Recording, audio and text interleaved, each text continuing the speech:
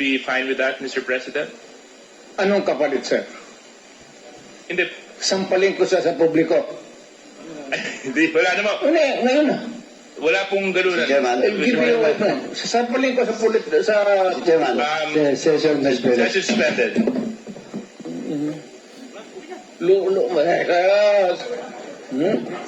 Dokumentong ito po yung naging basis ko nung plunder case na pinal ko kay Duterte noong 2016. At ito po ay inimbestigahan ng Ombudsman at ang Deputy Ombudsman Arthur Carandang, and I think the Quadcom can invite him. Siya ang nag-conduct ng investigation. Humingi siya ng dokumento sa AMLAC at kinonfirm niya. And because of that, tinanggal ni Duterte si Deputy Ombudsman. Now, aside from that, so pwede natin, suggested by Chairman Paduano, na yung AMLAC mismo, unless,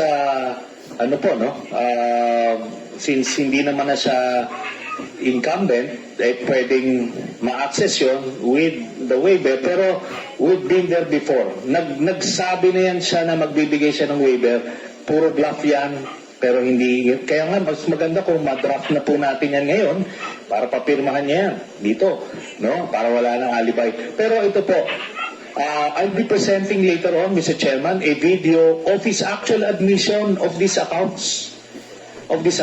No? So, ito naman pong mga cheque na in-encash, in-extract lang namin from that long list. Mga manager's checks po yan, hindi nawawala sa system po yan. And later on, exempted sa impeachment cases, kaya pwede po lumabas yan, ipepresenta po yan. That's the smoking gun ng proceeds of the illegal drug trade ng Duterte crime family. Salamat po, Chairman. Thank you very much, Sir, I have to respond to it. This guy President, is very... with all due respect, I'll have to follow the rules. Yeah.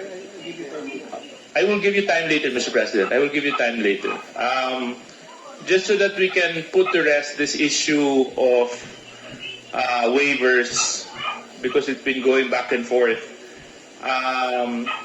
Will the former president be okay that if we draft the waiver now, that it be signed today instead of tomorrow? Will you be fine with that, Mr. President? Anong kapalit, sir? Hindi. Sampalin ko sa publiko. Hindi, wala naman. Hindi, ngayon na. Wala pong ganunan. Chairman. Sampalin ko sa Chairman. session suspended. Session suspended.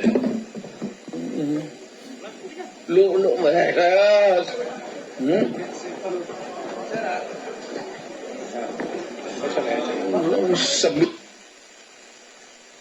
Order, please. Order.